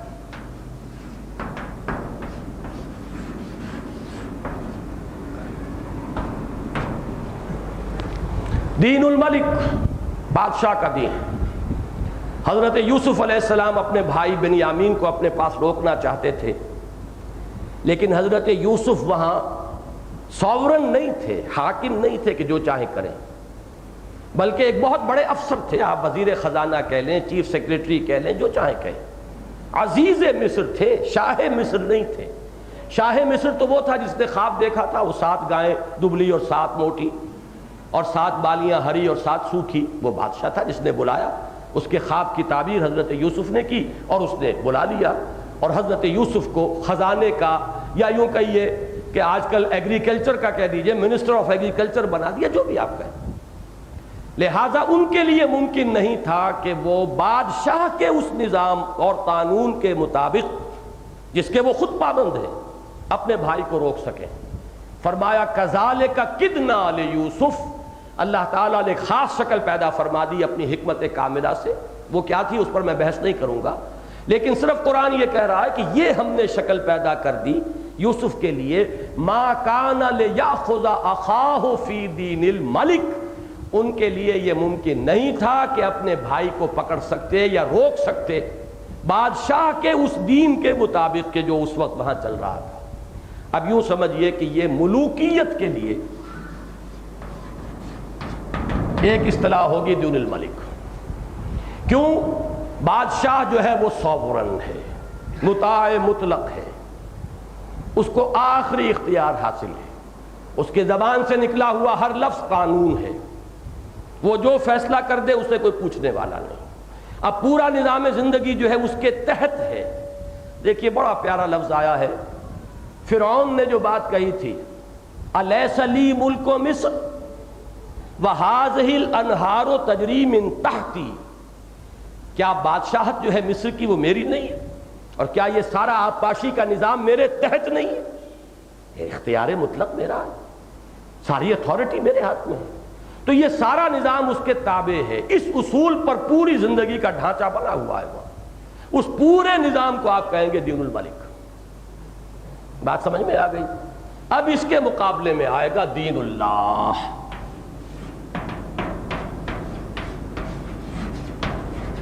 قرآن مجید میں 3 ہی جگہ آیا ہے دین الحق، اور 3 ہی جگہ دین اللہ بھی آیا ہے۔ وَرَأَيْتَ النَّاسَ يَدْخُلُونَ فِي دِينِ اللَّهِ أَفْوَاجًا، اللہ کا دین۔ سورہ نور میں فرمایا وَلَا تَأْخُذْ بِكُمْ، کیا الفاظ ہے، رَأْفَةً فِي دِينِ اللَّهِ وَلَا تَأْخُذْكُمْ بِهِمَا رَأْفَةٌ مِّن دِينِ اللَّهِ، کہ زانیہ یا زانی اس کو جب سزا دی جا رہی ہو تو اللہ کے دین، اللہ کے قانون، اللہ کے نظام، اللہ کی شریعت میں تمہارے اندر کوئی نرمی پیدا نہ ہو جائے کہ تمہیں رحم آ جائے کہ اتنی سخت سزا، ایسی وحشیانہ سزا یہ ہم کیسے دے دیں۔ نہیں، اللہ کا قانون ہے، تو دین اللہ کا لفظ آیا وَلَا تَأْخُذْكُمْ بِهِمَا رَأْفَةٌ فِي دِینِ اللہ۔ تو دین اللہ اب کیا ہوگا؟ دین اللہ، اللہ کو مطاع مطلق مان کر اس کے تحت پوری زندگی کا نظام استوار کرنا، یہ دین اللہ ہے۔ کوئی شے بھی اس سے باہر نہ رہ جائے، مخلصین لہ الدین، دین کل کا کل اس کے لیے ہو، وَيَكُونَ الدِّينُ كُلُّهُ لِلَّهِ، دین کل کا کل اس کے لیے ہو جائے، یعنی اطاعت منقسم نہ رہے۔ اچھی طرح سمجھیے کہ یہاں تو اللہ کی مانیں گے، یہاں اپنی طور پر کر لیں گے، نہیں۔ ہاں ایک بات اچھی طرح یہاں سمجھ لیں، جہاں اللہ ہی نے کسی کو اختیار دے دیا ہو وہ اسی کے تابع ہوگا۔ ہمارے رسول کا حکم مانو، رسول کو یہ اختیار اللہ نے دیا ہے، وَمَن يُطِعِ الرَّسُولَ فَقَدْ أَطَاعَ اللَّهَ، جو رسول کی اطاعت کرتا ہے وہ تو اللہ کی اطاعت کرتا ہے۔ وَمَا أَرْسَلْنَا مِن رَّسُولٍ إِلَّا لِيُطَاعَ بِإِذْنِ اللَّهِ، ہم نے نہیں بھیجا ہے کوئی رسول مگر یہ کہ اس کی اطاعت کی جائے اللہ کے اذن سے۔ جب اللہ کی اطاعت کے تابع کوئی اطاعت ہو رہی ہے تو وہ علیحدہ نہیں ہوگی، وہ تو اسی کے اندر شامل ہے۔ اسی میں ایک تیسری لنک آ جاتی ہے کہ حضور صلی اللہ علیہ وسلم کو لشکر بھیج رہے ہیں، اس کا کسی کو سپہ سالار بنا دیا ہے، امیر بنا دیا ہے، امیر الجیش۔ اب اس کی اطاعت بھی رسول کی اطاعت ہے، رسول کی اطاعت اللہ کی اطاعت ہے۔ یہ تو ایک چین ہے، ایک زنجیر ہے، اطیعوا اللہ واطیعوا الرسول واولی الامر منکم۔ لیکن مطلق اطاعت کسی اور کی، اللہ کی اطاعت سے آزاد، رسول کی اطاعت سے آزاد، اگر مطلقاً کسی کی اطاعت کی جائے گی یہی شرک ہے، یہی شرک فی الاطاعت ہے کہ کسی کو مطلقاً مطاع مان لیا جائے اللہ کی اور اس کے رسول کی اطاعت سے آزاد ہو کر، تو یہی شرک ہے۔ بتوں سے تجھ کو امیدیں خدا سے نو امیدی، مجھے بتا تو صحیح اور کافری کیا ہے۔ تو یہ شرک کے تصور کو یہاں اچھی طرح سمجھ لیجئے، اس لیے کہ یہ آیہ مبارکہ ختم ہوگی وَلَوْ كَرِهَ الْمُشْرِكُونَ۔ مشرک کون ہیں؟ جنہوں نے اس اطاعت کو منقسم کر دیا ہے، کچھ اطاعت اللہ کے لیے، کچھ اطاعت کسی اور کے لیے۔ جہاں یہ شرک، جہاں یہ اطاعت منقسم ہو جائے گی، یہاں تک کہ کچھ اطاعت اللہ کی، کچھ اپنے نفس کی، اپنے نفس کی اطاعت اللہ کے حکم کے تابع ہو تو شرک نہیں ہے۔ اللہ نے ایک چیز حلال کی ہے، آپ کے نفس کے اندر ایک تقاضا ہے، حلال چیز حلال ذریعے سے آپ نے حاصل کی ہے اور نفس کو دے رہے ہیں، یہ شرک نہیں ہے۔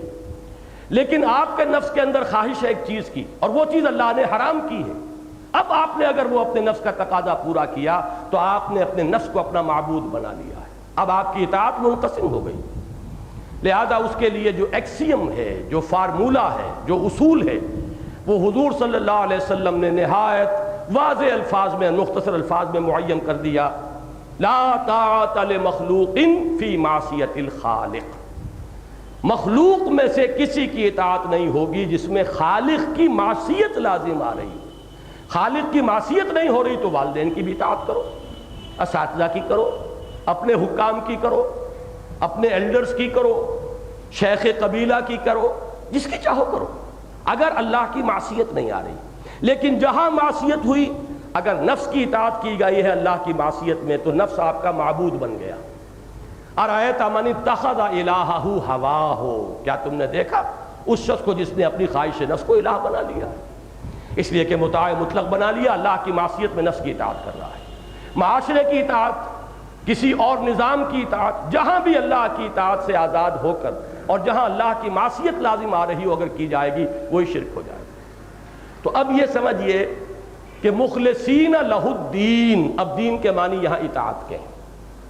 اب تیسرا لفظ میں ایڈ کرنا چاہتا ہوں، آج کل کا جو بہت ہی محبوب نظام ہے ہمارا پوری دنیا میں، وہ دین الجمہور ہے۔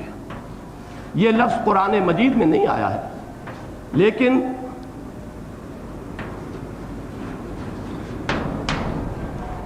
ڈیموکریسی کیا ہے؟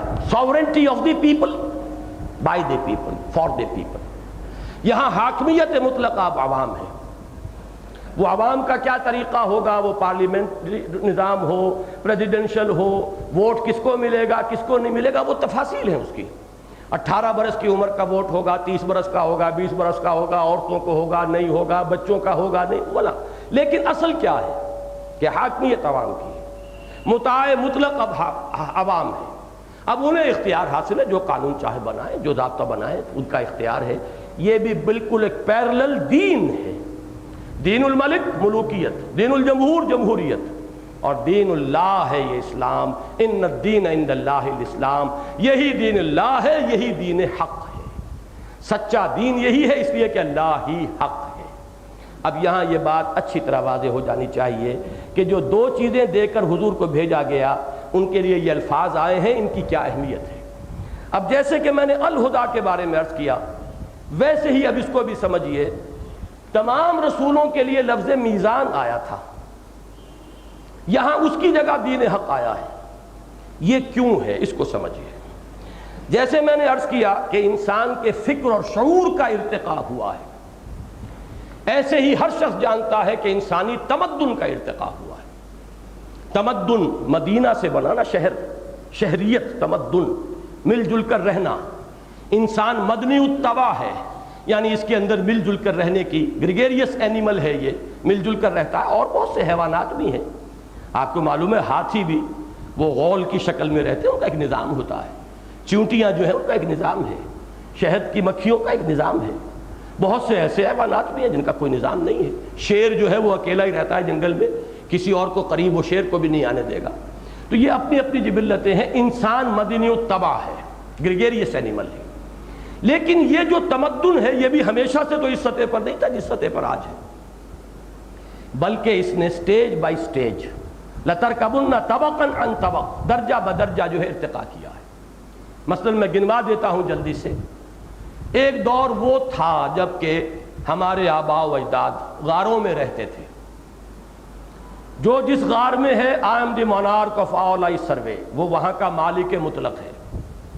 کوئی نظام ہے ہی نہیں، کوئی کسی کی سننے والا نہیں. جنگل کا قانون ہے، طاقت ہے، نہ کوئی سٹریٹ لائٹس ہیں، نہ کوئی سڑکیں ہیں کہ کارپوریشن بنانے کی ضرورت پیش آئے. گویا کہ انفرادیت ہی انفرادیت ہے، کوئی اجتماعیت نہیں ہے. اگر آپ انفرادیت اجتماعیت کہیں گے تو صرف خاندان کا معاملہ تو ہوگا. وہ ایک انسان، ایک مرد، ایک عورت یا چند عورتیں اس کے ساتھ، اس کے تابع، اور اس کے بچے، اس کا وہ خود بخود ایک ہیڈ آف دی فیملی بن گیا. اس سے زیادہ کوئی اجتماعیت نہیں تھی. اس سے اگلا قدم آیا جب کہ قبائلی نظام قائم ہوا. آپ قبائلی نظام کا لفظ سمجھیے، یہ نظام ہے باقاعدہ. ایک شیخ قبیلہ ہے، اس کا حکم ہر ایک کو ماننا ہے. مشورہ آپ دے دیجئے، لیکن یہ کہ شیخ قبیلہ کی بات چلے گی آخری، وہی کنونس ہو جائے تو بات اور ہے. Otherwise he holds the veto in his hands. پھر یہ ہے کہ قبیلے کی رسم ہے، رواج ہے. جو بھی فرد وہاں پیدا ہو رہا ہے وہ ان رسوم کا پابند ہوگا لا محالہ، whether you like it or not. لیکن تم فلاں قبیلے کے ہو اور ہمارے قبیلے کے یہ رسم ہے، یہ رواج ہے، کرنا ہوگا. معلوم ہوا کہ اب بندشیں، جیسے جیسے نظام آیا بندشیں پڑنی شروع ہوئی. یہ اس بات کو نوٹ کر لیجئے، نظام در حقیقت اس کا منطقی نتیجہ بندشیں. اب آزادی جو ہے اس پر قدغنیں آ رہی ہیں. اس کے بعد تیسری سٹیج تھی تمدنی ارتقاء کی. شہری ریاستیں قائم ہو گئی. چند قبیلے ایک شہر میں رہ رہے ہیں.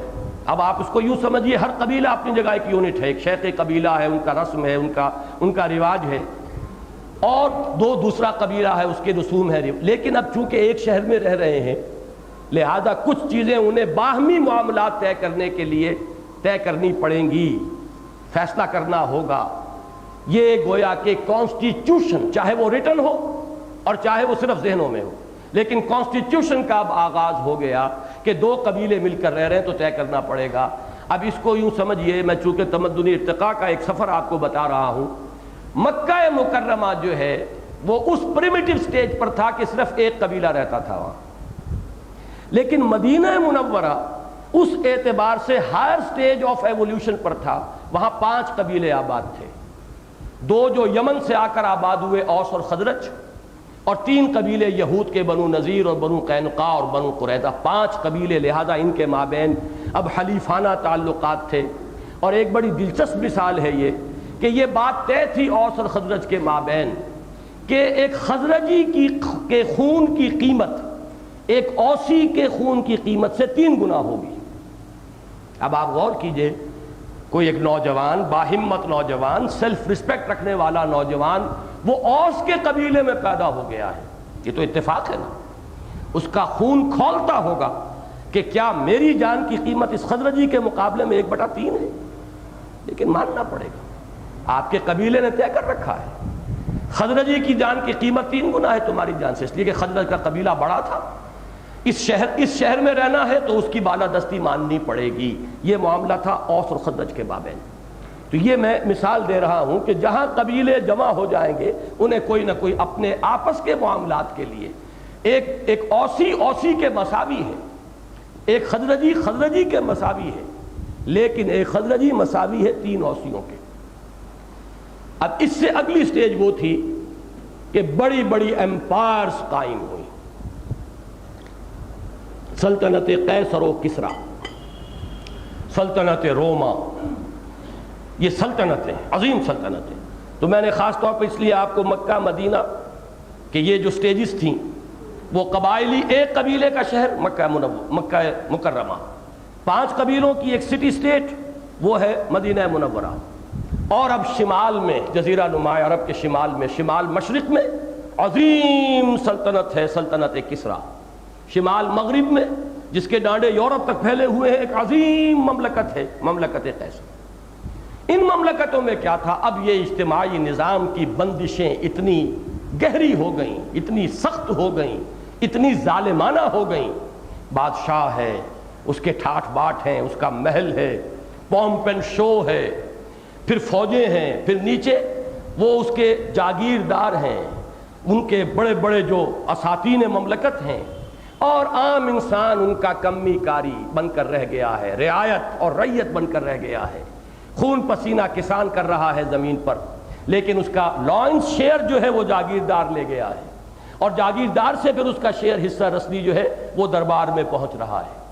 کوئی بیچارہ صنعت و حرفت والا کرگے پر بیٹھا ہوا اپنا پسینہ گرا گرا کے اس نے کوئی کپڑا بنا ہے، کوئی کھدر بنا ہے، لیکن یہ ہے کہ اس کے اوپر ٹیکس لگ رہا ہے شدید ترین، اس کی محنت کی کمائی جو ہے اوپر جا رہی ہے، چینلز بن گئے ہیں، اب انسان ہیوز اور ہیو ناٹس کے اندر تقسیم ہو گیا ہے، اب تمیز بندہ و آقا وجود میں آ گئی ہے، حاکم و محکوم، اور عام انسان جو ہے ہیومینٹی ایٹ لارج وہ پسی ہوئی ہے ان بندھنوں کے اندر، ان جکڑ بندیوں کے اندر، ان شکنجوں کے اندر کسی ہوئی ہے۔ یہ تھا نظام کہ جس وقت محمد الرسول اللہ صلی اللہ علیہ وسلم کی بعثت ہوئی۔ اب آپ سمجھئے کہ جو انٹرم پیریڈز تھے، جیسا کہ میں نے عرض کیا تھا، ڈوز اینڈ ڈونٹس دیے جاتے رہے، یہ کرو یہ نہ کرو، جیسا جیسا ارتقا ہوا میزان دی جاتی رہی، اس میں تول لیا کرو بھائی کس کا کیا حق ہے، کیا صحیح ہے کیا غلط ہے، یہ میزان ہے۔ لیکن اب دور شروع ہو گیا تھا نظاموں کا، لہذا اب وہ میزان ایک دین حق، ایک کامل نظام زندگی کی شکل میں محمد الرسول اللہ صلی اللہ علیہ وسلم کو عطا ہوئی۔ یہی وجہ ہے دیکھیے کہ لفظ اکمال اس کے لیے آیا، الیوم اکملت لکم دینکم واتممت علیکم نعمتی ورضیت لکم الاسلام دینا۔ یہ اتممت علیکم نعمتی الہدا کے اعتبار سے، اس لیے کہ نعمت در حقیقت ہدایت ہے، یہ میں پہلے عرض کر چکا ہوں۔ مطلق نعمت صرف نعمت ہدایت ہے، ہر شے نعمت بنتی ہے اگر نعمت ہدایت ساتھ شامل ہو، دولت بھی نعمت ہے اگر نعمت ہدایت ہو، اولاد بھی نعمت ہے اگر نعمت ہدایت ہو۔ اس کو مائنس کر لیجئے اس ہدایت کو، تو نہ اولاد نعمت ہے، نہ دولت نعمت ہے، نہ اقتدار نعمت ہے، نہ حکومت نعمت ہے، کوئی شے نعمت نہیں۔ تو نعمت مطلق صرف ہدایت ہے۔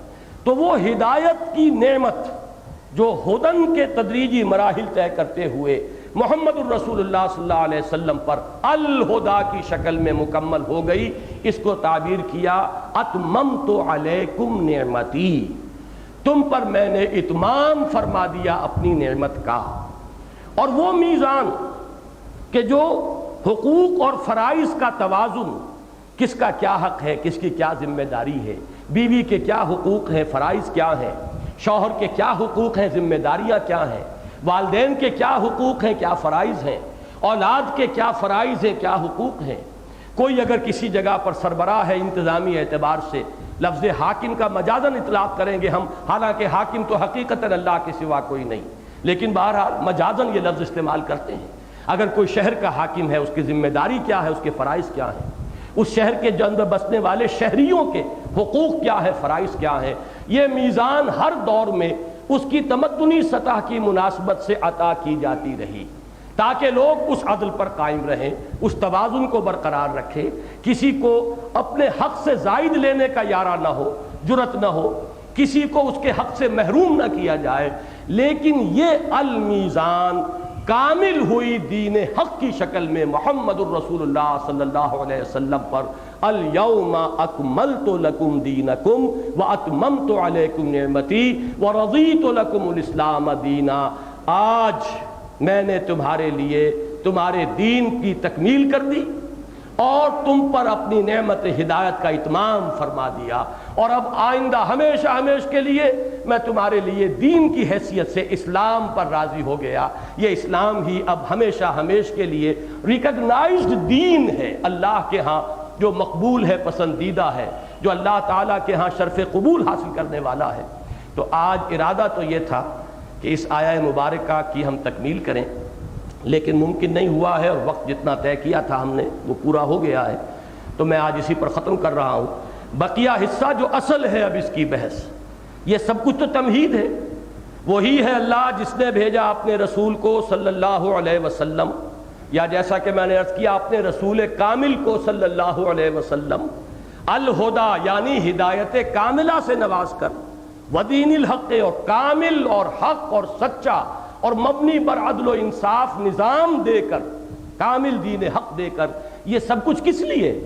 یہ کس لیے کی بحث تو لام سے شروع ہوگی، جیسے کہ وہاں تھا لے یقوم الناس بالقسط، اب یہاں ہے لے یظہرہ علی الدین کلہ، اور اسی میں لوگوں نے بڑے غلط قسم کے جو ہے معنی دریافت کر لیے ہیں۔ آج کے دور میں اپنی ذمہ داریوں سے بچنے کے لیے انسان فرض کے بوجھ سے چاہتا ہے پہلوتہی کرنا، اور کسی نہ کسی بہانے سے وہ اپنے آپ کو بچانا چاہتا ہے، اس کی ساری بحث لیظہرہ پر آئے گی، لیظہرہ علی الدین کلہ۔ اب اس پر انشاءاللہ تعالی گفتگو آئندہ درس میں ہوگی۔ بارک اللہ لی ولکم فی القرآن العظیم ونفعنی وإیاکم بالآیات والذکر الحکیم۔